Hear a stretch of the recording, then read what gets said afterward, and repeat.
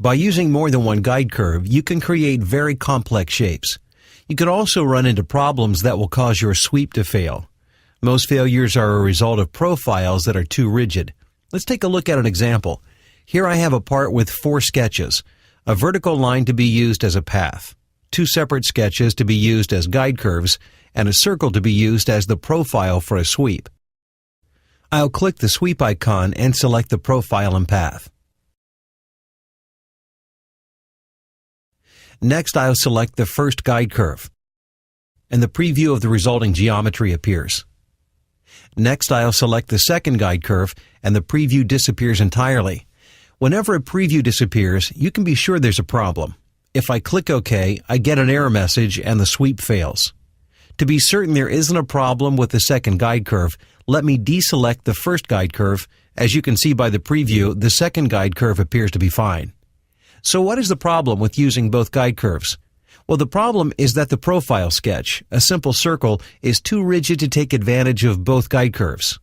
Notice what the guide curves are doing here is controlling the radius of the circle.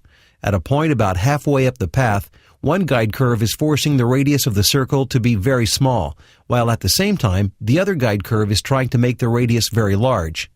This poses a conflict since the circle can only have one radius. In fact, if the guide curves were to deform the profile, you would end up with an ellipse, not a circle.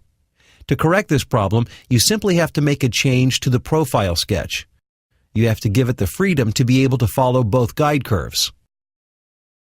And in this case, changing the profile from a circle to an ellipse will do the trick.